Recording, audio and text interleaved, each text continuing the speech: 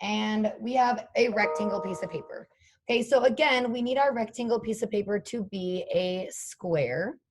So what you're going to do first is take the side of your paper and you are going to start doing kind of a diagonal fold. Okay, now your diagonal, your corner can't go completely to this corner because when you do that, it makes kind of like this weird kind of triangle, but this isn't going to be the square that you want. So the tricky part about this process to me is that you have to start doing a square or a triangle, and this corner here, so I'm going to draw a little dot where my corner is. This corner here needs to go to the side of the piece of paper. And then this corner here, you want to try to make it as matched up as possible. Okay, so I try to do that. And then instead of creasing it down completely, I just give it like a little tap on the crease. And then I take my pencil and I draw on the line where my triangle is so that when I take it off, I have this line to cut. Okay, so that was kind of fast. I'm going to do that again. So you can see I have a little bit of a crease line here from doing that. Okay, so again, I'm taking the bottom of my paper and I'm going to the side. Here's my corner. You can see the little dot. I'm lining up that corner with the side of the piece of paper. And then this corner down here should try to be as pointed as possible. I don't want you to do a full crease down on your paper. I just want you to tap it a little bit so it's nice and secure. And then you're taking your pencil and you're drawing on that line so that when you open it, there is a line right here. Okay. Now, I know I went through that kind of quickly. I do have a YouTube video of this on your Schoology course if that is more helpful than me doing it live. Okay. And then once you have that line there, you're going to take your scissors, and it's a little out of focus. There we go. Take your scissors and you're going to cut the best that you can on that line. Now, if it is not a perfect square, if it's not a perfect square, that's okay. I know sometimes they don't come out perfectly. Okay. And then we'll go like this. And cut that little piece off. And that little piece, you don't need it. You can throw this in the recycling or you can use it as scrap paper or whatever you want to use it as. And then you should be left with a square piece of paper that looks like this. All right. So now what you are going to do with this is you are going to split it up into 4 quadrants. But I want us to be able to split these up the best that they can. So I don't want you to just kind of guess where the middle is this way and guess where the middle is that way. I want us to actually know. So what you're going to do is take your piece of paper and you're going to fold it in half one way and you're going to crease it down so like this and give it a little crease. It doesn't have to be like a super heavy crease. I normally just kind of use my fingers and pinch it a little bit like that. So then it looks like this, and you'll see like the little diagonal crease from when you did the folding in the first place, but now you should also have a crease this way. And then when you're done with that, you're going to turn it the other way and do the same thing again.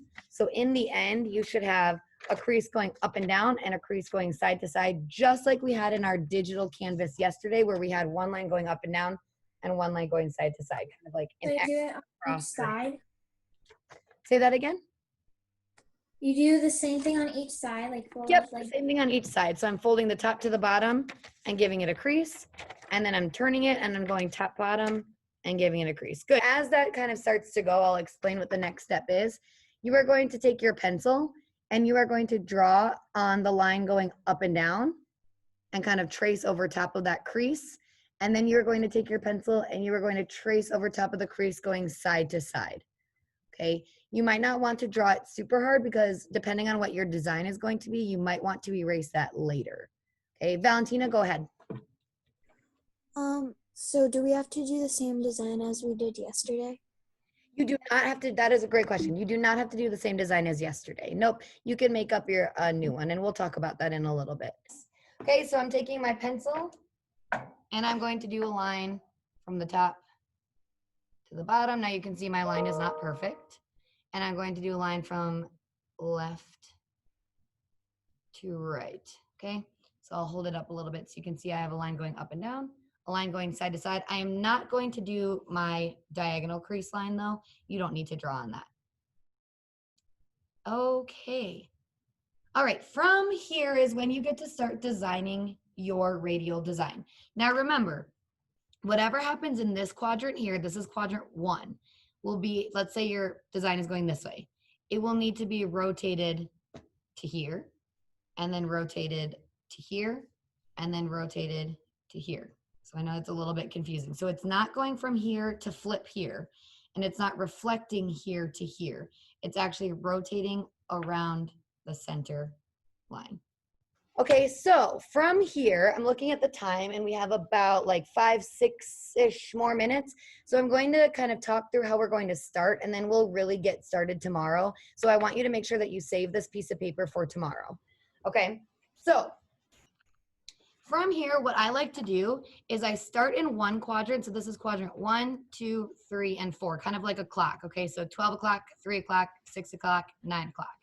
I like to start in quadrant 1, and then I repeat anything that I did in here, over here, over here, and over here. So for example, if something is coming off from the center, like maybe I'll do a curved line here. If I do that in quadrant 1, then I need to rotate it around the center like this, like a clock, to go to quadrant 2. Okay, so I'm not drawing the same thing again this way. I need to rotate it and go around the center this way. And then from here, I need to rotate it again like a clock around the center and do it again. And then from here, I need to rotate it around the center again and do it the last time. Now, all of mine are not perfect. The line that I have in quadrant 1 does not look exactly the same as the one in quadrant 3 or 2 or even 4, okay? It doesn't need to be perfect, but I do want you to try your absolute best to get them to look as similar as possible, okay?